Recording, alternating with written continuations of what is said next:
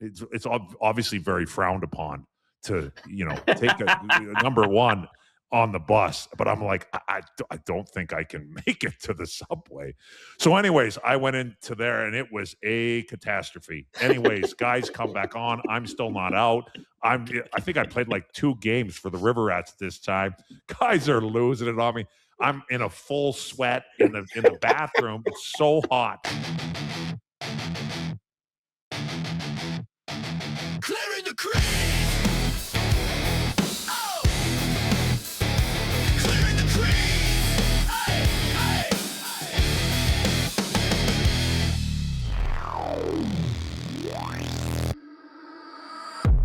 Welcome to the Clearing the Crease podcast, powered by Ozone. He's the Calder Trophy winner, Andrew Raycroft. Your favorite cup winner, Commie by Commodore, and I'm James Cebulski. And Olympics in the books. The stretch ride is on now in the National Hockey League. But first things first, let's dissect what went down on Sunday with that gold medal final. And maybe a bit of a where were you? Commie, do you want to start? Sure, yeah. Because we were playing that game. Where were you? Oh, my God. Look, I'll tell you what. I hope they don't ever do any more of these 6 a.m. starts. And not because I don't watch it. It's because 5 a.m. over here. That's right. 5 a.m. Pacific, 6 a.m. Mountain. I can't start drinking at 5:45 in the morning.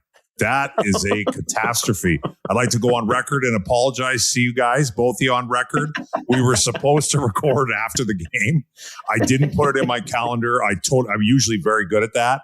But being totally honest, that was not happening, or it would have been a repeat episode 3 or whatever with Scott Gomez. I wasn't doing that. First off, breakdown of the game quickly as the game, it's a little hazy as towards the third period, but I did think it was an excellent game. A guy won $2,000 right off the hop, 6 minutes in with Boldy scoring. He was fired up. Yeah. So you could see where the morning went here immediately by like 6:30. So guys were fired up. I thought it was a great game. I thought there was a lot of that game as I was sitting there watching on TV where the United States, they were hanging on. Canada had the puck a lot. But at the end of the day, kind of, sort of, you know what? And Binnington, from what I remember, he played just fine the entire tournament. From whatever I saw, he played just fine. He did well. I love how you just prefaced from what I remember. From what I remember. Hellebuck, though, that guy saved everything. And then, it was a tight game at the end. So I thought it was an excellent game. Seaball, you and I are traders. We ended up being right. I'm not sure if it feels great. Right. At the end of the day, I do think it's hard to believe it's been 46 years or whatever it has been since 1980, since the United States has won, but it has.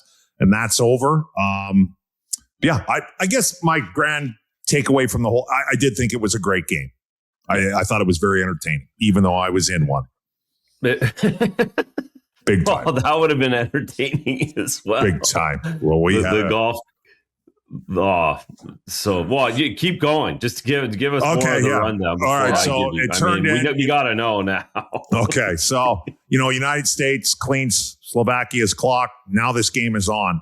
So I'm like, well, where can we go? So we had like 2 options. One was at the Scottsdale Ice Den. We're like, not a bad option for sure, but it is 6 a.m. They're going to serve. The place we're at, we're like, we'll let you guys watch, but no food, no booze. I'm like, that's out. So anyways, we ended up over at a place. I'd never been there before. Brody's Italian down in Paradise Valley, right next to Scottsdale. One of our buddies' friends owns it. And so I just kind of sent some texts. A few were coming in and like, hey, yeah, we're doing it. It's on. Like, it's go time, 6 o'clock, puck drop, show up whenever you want.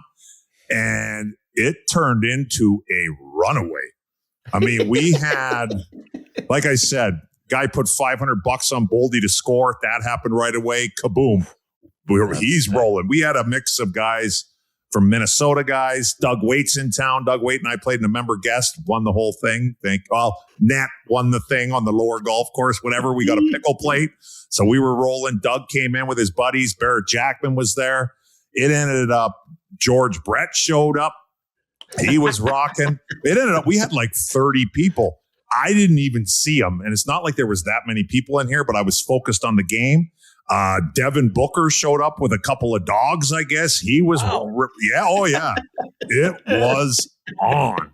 You got Devin Booker, George Brett, you got sporting royalty in the house. Riggs was there. Yeah, Riggs was posting pictures. God, wow, Jesus, that's how I knew you were alive. Okay, I was a little concerned, and then there was a picture of Riggs and you, and I'm like, oh, okay, he's good. Okay, like I said, I apologize for missing that, but it's all working out now. But it ended up being a really good time, and everybody kind of scattered.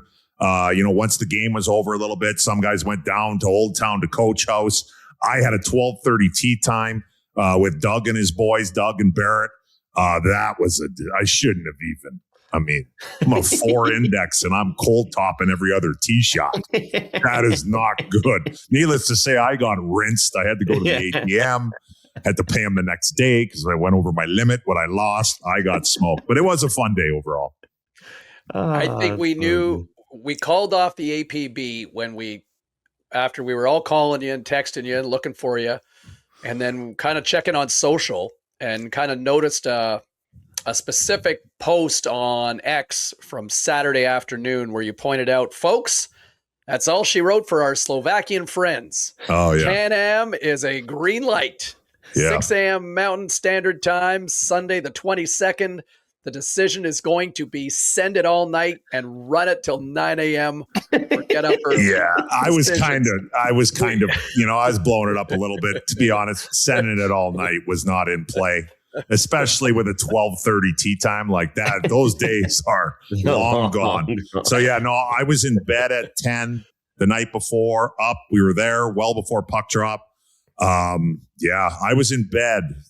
Usually when you play a round of golf, there was 12 guys. We were the first group. Usually you hang out and you have a beer or a Diet Coke, whatever, you hang out for a little bit.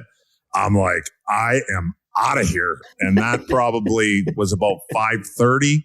I came home, took the dogs out, picked up some dog crap, and my lights were out by but it was before 8 o'clock, 7:30 maximum. And I slept right through till 7 a.m. this morning. Oh, that is brilliant. I woke up in the middle of the night and I'm like, what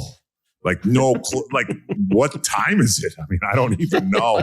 I look at my phone. It's 12:30, just after midnight. I'm like, yes, I got another 6.5 hours. And I look quickly at text. Barrett, I lost a bunch of money to Jackman yesterday. He's like, hey, you won in the team game, so now you only owe me $250 or whatever it was. And I'm like, oh, that's good news, Jax. I'm going back to bed. And so, thank God these things only happen once every 4 years, and that's 6 a.m. starts.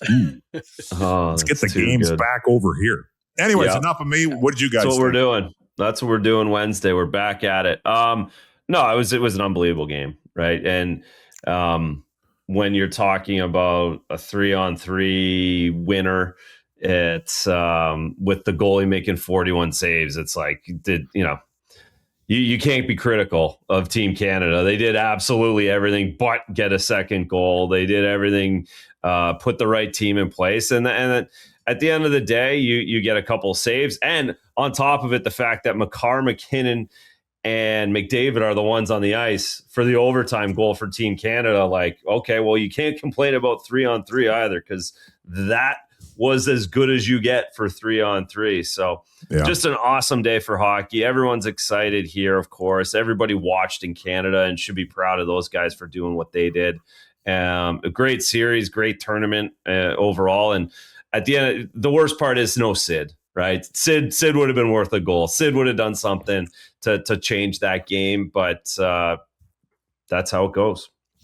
You touched on the Boldy goal, Commie, and we touched on this in our instant analysis that you can find in the archives and YouTube from just a couple of days ago. But I mean, we watched Mario Lemieux do that to Ray Bourque, some 30 years ago. That's kind of rare air. I don't think a lot of people saw that in Matthew Boldy who don't watch him regularly, and to see him do that against one of the, arguably the greatest defenseman of this generation in Cale Makar, at least the best goal defenseman on the planet right now. And for him to do that, split the D and then go put it past Jordan Binnington for the first goal of the game, that is a gold medal, bright lights moment that just was like as good a save that Hellebuck makes with the paddle on Taves in front of the net. Like that was an OMG moment in a gold medal game for a goal. Yeah, no question. And you know what? He went through both of them, right? I mean, you split the D. Those guys play together. Obviously, Makar is awesome. That Taves is good too. Like, whatever. It was a hell of a play. There's no question. Yeah, it's not the third pairing, right? Like that's not a third pairing blue line that you're splitting. Like that is like a world class top two. No, no question about it. You want to know who I kind of. And I never feel sorry for the top players. Like, I just don't. I'm like, yeah, you guys are fine. You know who I kind of feel a little bit sorry for is Connor McDavid. Like, that guy has seen enough. In particular, Matthew Tkachuk, but he's seen enough of these Tkachuks, I would imagine. Like, this is now, the Cup Finals, and now this, he's got both of them. They've swept all three. And he's played, obviously, like McDavid. He's the best player in the world. I'm starting to feel a little sorry for Connor. This guy's not getting any breaks. You know how mad he must be about getting that MVP too. Like, you're going to give me this stupid goddamn MVP again after I lost. Like, Second enough place is enough. Like, quit giving me these MVPs when I'm losing these huge awards. Yeah, Razor. That's almost as bad as getting handed the Stuffy and the silver medal line. That's a funny thing too. Nathan McKinnon just looking at like, what the hell are you giving me the Stuffy for? Out of here! Yeah, seriously, get me out of here. Who booked this? Come on. No, let me throw this at you guys as a sort of, Razor. You made this point the other day, and I totally agree that I don't think we need to do an intense autopsy on Canada's failure to win gold this year. Just like it was right there. You had a breakaway from McDavid. You got a breakaway from Celebrini. You got, McKinnon who hits one wide of the net. Like you had a 5-on-3. Like you just couldn't capitalize, and your big guns they kind of fired blanks on this occasion. But let me ask you this. It's been favored for Canada for the last however many years, but now we see a gold medal win for the Americans, exactly what this rivalry needs. But is this maybe the beginning of an American domination with the game? Like we've seen kids, first round picks, Austin Matthews coming out of Arizona. We're seeing guys coming out of California being first round picks, like places we would have never thought a generation ago. And this is now becoming more the norm. Players out of Texas and whatnot. Is this a takeover from the U.S. for the now? No, I don't think it's a takeover, but what I also don't think was 96 US beat Canada in the World Cup, right? Like that late 90s, 96, 98, Canada loses Mike Richter, right? They needed 2002 to get going again, but there was a huge vacuum after those American guys. And we've had half of those guys on our show, by the way. So go check JR and all those guys out. Yeah. But there was a vacuum after that. What I think the difference is this time, now that the U.S. has won, there isn't going to be a vacuum. The U.S. isn't going to go away for 15 years now to reappear in a gold medal game. They're Canada and the U.S. are going to start doing this. And where is Russia and all this? But what this tournament really showed, like the Germans, the Swiss, they're moving up. They're coming up. But Finland and Sweden, that gap between U.S., Canada, and those guys is really getting wide because the United States is challenging Canada. So I don't see a domination from one of these two countries in North America. But what I do see is an arms race starting to build up where they're really going to look at each other. The Canadians are really going to look at the Americans as adversaries in this game. And the Americans are going to now compete more, not just World Juniors, but worldwide. Okay, there's a perspective from the Northeast, Commie. What about from the Southwest down in Arizona? I got text messages today. Some guy was like, hey, there's land down by the 202 and the 101. What do you think about building hockey rinks? I'm like, hey, man, I do not know. I'm not the right guy to ask.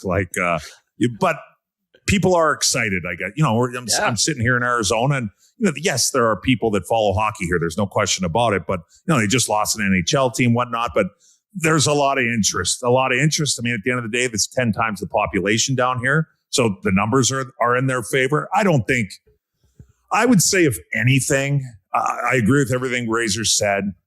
I think we've known for a while that there's no layups anymore, really, other than maybe Italy and France. Like there's no, you got to show up. And in some ways, you know what? I mean, there's overtime games to get in for both teams. Like it's not like they just walked in there at all. I will say maybe this is a little bit of a tough run for Canada, though, for Hockey Canada.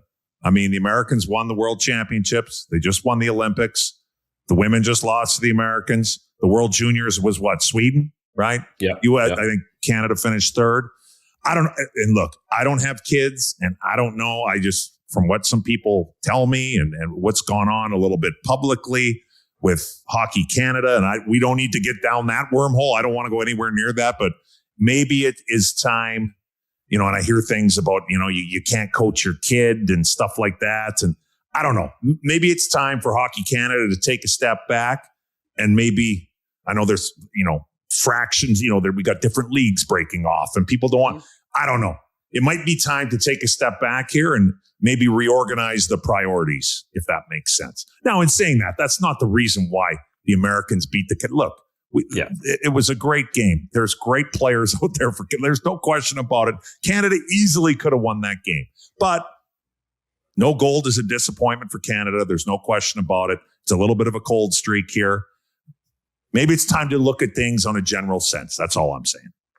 Yeah, interesting. Yep, interesting thought in terms of where it's at, and take a look at enrollment. And I mean, a lot of people talk about affordability, and I guess if you're looking at the 1% in a country of 330 million people and a 1% of 45 million people, it's just volume. Do the numbers. That's the numbers. That's the numbers that we're talking about. It's not the population. Obviously, there's hundreds of millions of Americans that don't play hockey, but you've got the top percent that are willing to play and go anywhere for it. Correct? Yeah. That's the reality, right? Like even minor hockey, you're still looking at substantially more expensive than it would be to play soccer or even basketball. When you start getting to the clubs and. I know here in Western needs Canada, to build more rinks so the ice is cheaper. I mean, look at the cost of hockey academies. Like hockey academies here in Western Canada have absolutely killed minor hockey here. So, right, and those things are expensive. Yeah, absolutely. I'll tell you what, I'm going to start building rinks. Ozune better start paying us better. Commie's Corner. There's a brand new iceplex there somewhere. Okay, let me throw this to you guys. Who does this gold medal win benefit the most on Team USA? Oh, Connor Hellebuck. Connor Hellebuck. Yep. All right. Yeah, that's tough. That's a good question, Seaball. I haven't thought about that at all. It's hard for me to. What about Matthews? I'll throw that out for all the Leaf fans wondering right now. Oh yeah.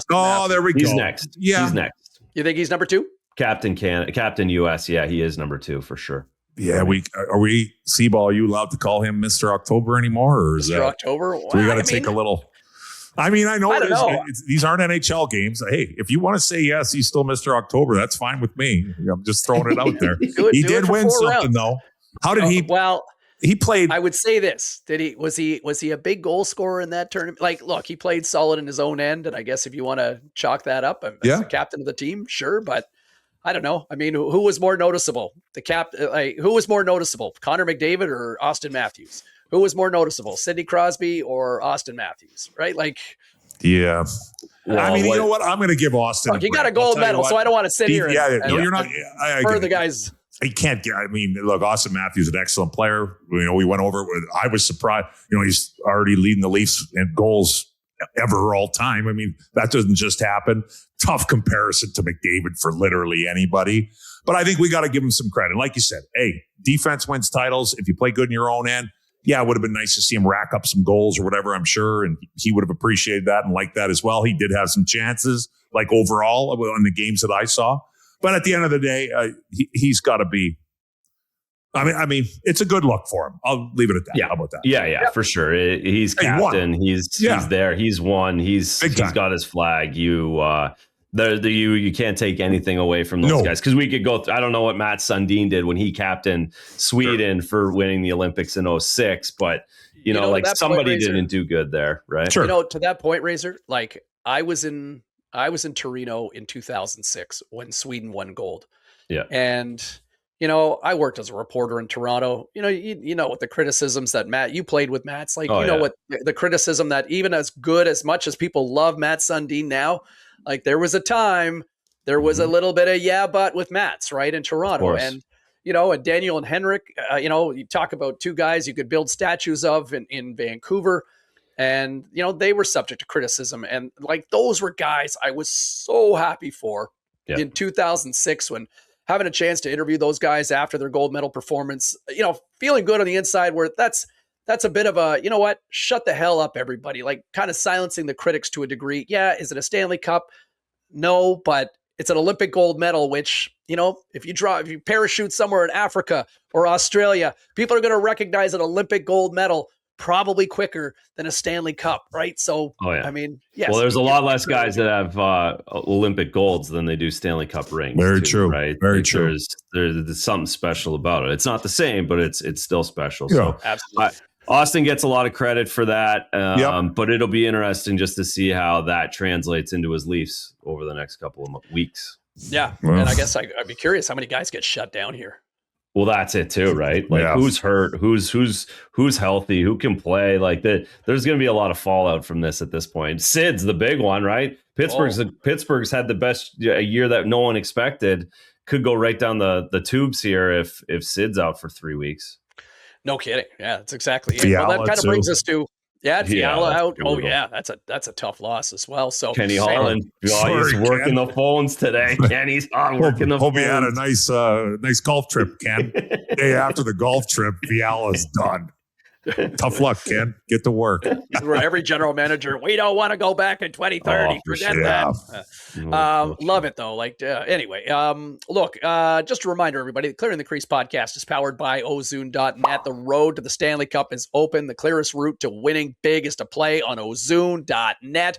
Ozoon's got you covered for all the props, the game lines, and the futures from now until the Cup final and beyond. So make your power play and score big with Ozoon. It's your turn now. And speaking of our turn, it's our Clearing the Crease Saturday night special. Hockey is back this week. We've got a full slate of Saturday games, boys, and we got to pick some winners. The rules are simple, everyone. We make 3 plays, and you can go and cash in on Ozoon.net with our Clearing the Crease Saturday night special. Razor, what do you got for us Saturday night?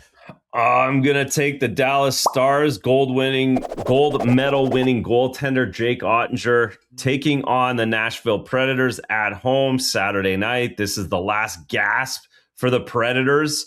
But the Dallas Stars are going to put them away Saturday night. They're going to want home ice and looking to make some deals ahead at the deadline. Dallas Stars over Nashville. Dallas Stars. All right. I say this with an asterisk because I'm worried that these guys are going to be rested or maybe shut down, but I'm going to say that there's going to be a salty pair of Avalanche members such as Nathan McKinnon and Cale Makar. I guess we could throw in Devon Taves as well, who would love to have a redo in front of the net against Connor Hellebuck. But give me the Avs at home over the Hawks, Commie. I'm going to keep this real simple. I'm not quite back in NHL mode, so I'm just going to go to Old Faithful, my Carolina Hurricanes. Now, I am a big Wings fan, too. Of all the teams that I want this year going into the year to make the playoffs, Detroit is the one team that I really wanted to. So nothing against Detroit, but I'm just going to stick with Old Faithful, the Canes at home. I'm sure Rod's been working these guys out left and right for the last week, so they'll be ready to go. Give me Carolina. All right. There you go. There's your 3 winners. Dallas, Carolina, and Colorado coming up for your Clearing the Crease Saturday night special powered by Ozoon.net. Okay, so here we go forward. Halfway point. Here we go. Give me your Cup final for a way too early Stanley Cup final as we roll in about a week before the trade deadline. The Olympics are done. Let's see how wrong we can get this when we get to the summer. I'll go first. Yeah. All right. What do you got? I'll go first. Let me get these bad picks over with. God. I mean, it's tough. I'll go a little off the board here. I'm going to be wrong anyways. Give me Dallas versus... I can't pick the Canes anymore. I pick them every year. They make it to the conference finals and then get swept. You know what? What the hell? I'm going to go way off the board. Give me Dallas versus... Oh, God, Buffalo's a good one. I'll leave that one for you. I do love the Sabres too, yeah. Give me Dallas versus Detroit. How about that? Oh, boy, the Mike Modano Stanley Cup. There we I go. like it. I'm taking Tampa in the East. I'm going to take Tampa. I'm going chalk there, but I'm going to go off maybe what the board says in the West. I'm going to say the Edmonton Oilers. Oh boy. Get back to the Stanley Back Cup Ride and to again. die. it. You're ride and die. I'm Wow. riding. Connor's Dude. going to finally win this year. Going to Oh, finally win after man. that Oh, Olympic my gosh. disappointment. Oh my gosh. man. How about He's gotta be a little Draisaitl getting tired, chirped isn't he? too, right? He's got Yeah, actually, you know what? I'm glad you brought that up with Matthew Kachuk saying that. You know, Yeah. never the, what is it? Always the Yeah. bridesmaid, Oh, never the Always bride. the bridesmaid. Yeah, You know, yeah. I'm sure it caught Leon a little bit off guard, but when he saw his brother laughing there, I mean, he should have just went up but be like, "What are you laughing at?" Like, not Matthew. Matthew can say Brady. what he wants. Yeah, of course. Brady. What are you Yeah. laughing at? You didn't Brady, done what are anything. you laughing at? You haven't done shit. But anyways, it was kind of funny though. He is witty, that guy. I'll give him that. Oh yeah. They're not afraid. They're certainly not afraid to put their personality out there. And it's hard for us No, to they are. criticize personalities when Keeps winning. so many of them try to hide it. So True. it is what it is. You know what? Minnesota, Tampa. Okay. I like that too. Minnesota's It'd Minnesota's be good for Minnesota. I feel like Minnesota's they're due good for too. something else too. Yeah. Yeah, I feel good like pick, they Seawall. make something happen. So there's the three. All right. Time for Ask CTC. So this is the hashtag. We introduced it back last week at the beginning when we first started doing this show, going back 3 years ago. We used to do a regular fan question of the week, and we are bringing it back by popular demand, I tell you. So you send us a question, whether you want to send it on Instagram, whether you want to send it on X, on TikTok, or on YouTube. And if we find one we like, or whatever, we pick one. So anyway, this week, Andrew Phillips asks, what is your most embarrassing moment as a professional? Could be with team, media, fans, the one that sticks out man. and you still shake your head when you think about it.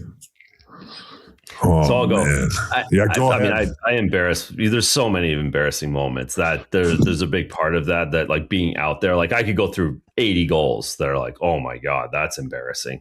But the one thing I did, which is fun, which I laughed about after, it was just kind of silly.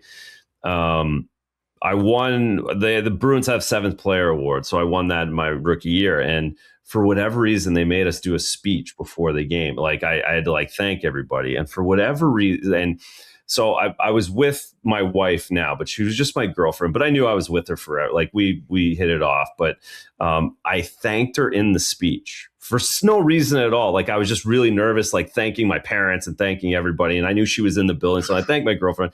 And like That's half nice. the crowd like booed.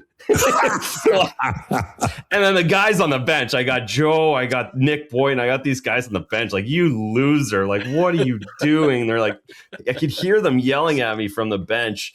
And I remember just skating away like, man, that was so embarrassing that I said that it sounded like that. I was just thanking a random girl at this 7th player award. Like, just get out of the way and put the mic down. So I always remember that. It sticks in my head. It still kind of makes my skin crawl that I did that and how embarrassed I was. Commie, if you're still thinking about one, I can share one with you guys, and maybe Go ahead. If you're ready, go ahead. Social media going back, Raptors, New Jersey Nets, now Brooklyn Nets in the NBA playoffs back in 2007. I was a reporter for the series, and a lot of celebrities sitting courtside for that series. I had a chance to interview Bill Russell, which was a real thrill. I got a pair of tickets from the Killers, the rock band. They were super cool as well. But the legendary Bruce Willis was sitting courtside. And I went over and introduced myself, and I like, oh my God, how many times have I watched Die Hard, right? Yeah, And, great movie. You're just right. love it. And so anyway, I come up to him in the first half, and I say, hey, Bruce, like huge fan. Any chance we can get you for a quick sideline interview here with TSN in Canada, national television for the playoffs? Yeah, sure. I said, how about just after the start of the second half? Yeah, no problem. So start of the second half comes around. We're midway through the third quarter. Come over to him, and he seemed really chill in the first half. And the second half comes around, just seems a little skittish. Uh-oh. And I don't know, maybe he's had a few or whatever the case. And he's really insistent on having this young fan sitting next to him. Kid's probably 14, 15, sitting next to him. And he wants to include him in this interview. And he kind of prefaces that he's probably doesn't really know as much of what's going on with the game as realized. But here I am. I've got Bruce right next to me. They throw to me, and my heart's pounding. I'm excited. One of my favorite actors at the time. And here with one of the most recognizable faces in Hollywood, Bruce Wilson, and proceed to boot his freaking name. Oops. Now, I don't realize that until, and then the end of the interview, I had asked a couple of questions, and I think Bruce Wilson completely touched a nerve. And I bring up Sybil Shepherd from their days of moonlighting, and he's kind of taking shots at Sybil Shepherd. Oh boy! So I tee him up with a final Die Hard movie, and he's like, it's going to be better than the first. I just saw the screening last week. And I'm like, well, yippee-ki-yay to that. And he follows up with, yeah, yippee-ki-yay, motherfucker. Live television, right? And so anyway, within minutes, like, people are emailing me and texting me on my BlackBerry, like, holy cow, this interview is it's blowing up. It's going viral. And anyway, so like drunk Bruce Willis at this Nets game going off, dropping an F-bomb on national television. And so it's going everywhere. Stern used it for years. Well, what didn't hit me until the next day when one of my closest friends in the industry said, man, I cannot believe you called him Bruce Wilson. Like, what are you talking about? Now, thankfully, the F-bomb took all the heat. You got real lucky, man, on the like, people who knew me, I ate that for decades. Bruce Wilson. Those Die Hard movies were good. I liked all of them. The first one was awesome. A couple of the one with Samuel L. Jackson. There was a couple other good ones mixed in there, though, in my opinion. God, I had a lot of. I mean, I got a couple that come to mind. Probably, you know what sparked my memory when you said you heard about it for years, or David Stern used it for years.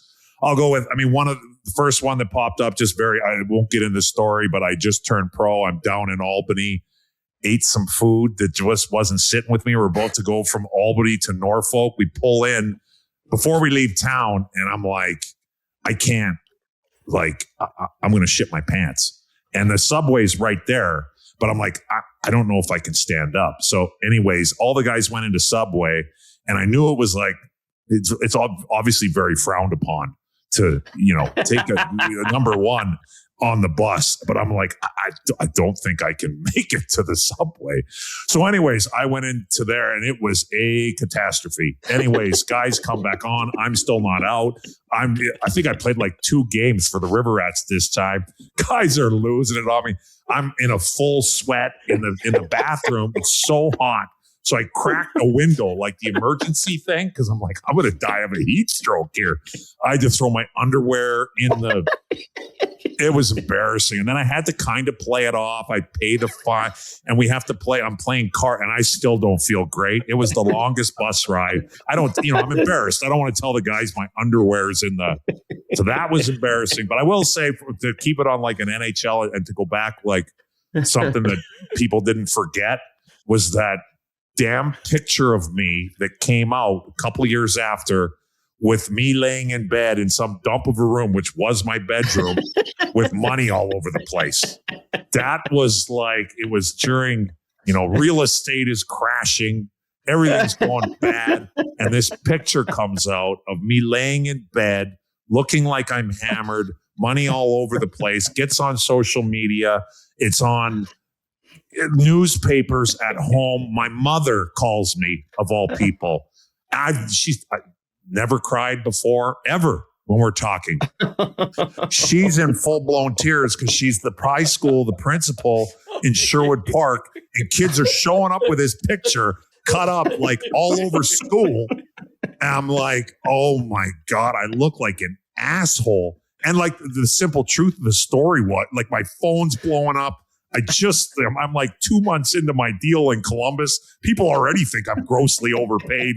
And now they think this is how I spend my free time. And it was exhibit A for the PA for like about being responsible on social media. And the thing the picture happened 2 years before I was in Carolina. I had won $3,000 on like a Super Bowl squares thing. I was in bed sleeping. My roommate in this house, in Jesse Bouleris's house, was hammered. He comes in, kicks the door. He won't leave. I'm like, dude, get out. I got practice. I'm stone cold sober. And the money was sitting there. Hey, just throw the money up. Hey, it'll be funny. I'm like, dude, just anything to get this guy out of my room. So I do it, picture, don't hear anything about it. And he like put it on his Facebook 2 years later, tagged me in it. Like, and I didn't know you could copy paste pictures, right? Oh my God. Within like 3 minutes, that thing's copy pasted national news. I mean, that was, I felt like a loser. Oh, that was a low, like, Oh, that's 24. tough. When my mother was crying, I was like, oh my God. My buddy actually called my mom and apologized. He felt terrible too. But anyways, thanks, Andrew Phillips. I'll be thinking about that again. I just forgot about it. Oh, that's great. 15 years later, almost 20. Anyways, yeah. Can we just say, though, poop stories are the best? Yeah, they are, especially on the bus. Oh, man. Especially when the bus is That involved. was, man, it was so hot in that bathroom and I couldn't. I wanted to be like quick before the guys came back from Subway. You know what I mean? I've got like, first. Yeah, you had a window. I got a little window here, 7-10 minutes maybe, I get a sub and we're on our way to Norfolk. It's like the longest trip that we had all year from Albany. And like, man, it was bad. Oh, it was, Christ. I was just praying. Thank God I didn't stink at least, or nobody noticed anyways, or, oh man, that was a painful bus ride. Feel your pain, buddy. I feel your pain. We got food poisoning in South Carolina. If you guys have ever driven the I-95, there was the south of the border road stop. Oh yeah, 100%. Glorified, sexy road the biggest stop. thing, the best thing. See the signs for like 100%, hundreds and hundreds of miles. My sister and I got food poisoning driving in an 88 Tempest. Florida had an 8-hour drive the final days, like every half hour. The two of us. It's just 24 hours of pain, and there ain't nothing you can do. No, you just gotta take it. buddy. Oh, we got to don't puck it up before we get out of here.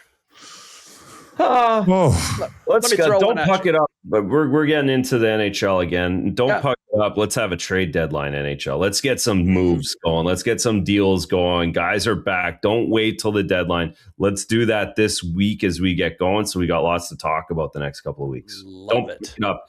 NHL GMs. All right, I like it. Commie, I'm going to stick with the NHL as well. okay. How about NHL? Don't ever go this long again without the best on best. Yeah. World Cup, Canada Cup, Olympics, Four Nation. Honestly, these last 13 months were long overdue. That's how you grow the game. Going back in 2030, that's great. Make sure it's a regular occurrence, whatever tournament you want to create in between as well. More best on best. Don't puck it up. I like it. I'm going to go a little off the board. It's still NHL draft related. I laughed my ass off when I saw this, but I will go, that Gavin McKenna, first overall, and things were trending that way. And then there was a little bit of a dip, and, maybe we're not sure. He wasn't great at the World Juniors other than lighting, was it Denmark up or Latvia, whoever he lit up there. Other than that, didn't really do a whole lot. But then somebody rips on your mom at the bar and you knock his teeth out in the parkade when he won't leave you alone. And then you score a goal the next day and do the McGregor thing. Hey, Gavin, don't puck up your momentum. In my opinion, your draft stock has gone up. So I'll stick with that. Love it. Did you guys see that when he did the Oh, yeah. He's leaning into it. He's leaning into McGregor's it. leaning into it too. He's even given them props as well on that. So I'm not a big goal celebration guy. I think it gets a little bit, but I did laugh at that. I thought that was pretty funny. That was a funny one. Why not embrace it? Embrace it. I mean, I think as these stories, as the layers kind of continue to get pulled back, I think you kind of hear the whispers that I think hockey executives kind of like, you're sticking up for your mom. So you're sticking up for your mother. Story. Guy won't leave you alone. Yeah. You get a freebie on that one. character. If he was anything to do with your mom, that's a freebie for 100%. everybody in the NHL. Yeah, that's true. Especially like if he had done something where he had got caught with a picture of cash all around him lying in bed, You'd have a and problem. mom was a principal, maybe that's a difference. Now we're talking about first pick in the third round. Forget about the first two. Oh, shit. Hey, just a reminder, if you're enjoying this episode or any of our episodes here on Clearing the Crease podcast, be sure to like and subscribe on YouTube for more content powered by Ozune.net. You can follow along on Apple and Spotify in audio form. We're on X, Instagram, TikTok, and Look, the road to the Stanley Cup is open. It is wide open because we're not going to get any Panthers this year, and the clearest route to winning big is to play on Ozoon.net. Ozoon's got you covered for all props, game lines, futures from now until the Cup final and beyond. Make your power play. Score big with Ozoon. It's your turn now. My voice is about to die, so that's Sabalski saying goodbye. He's Razor. He's Commie for the Clearing the Crease podcast, powered by Ozoon.net. See ya!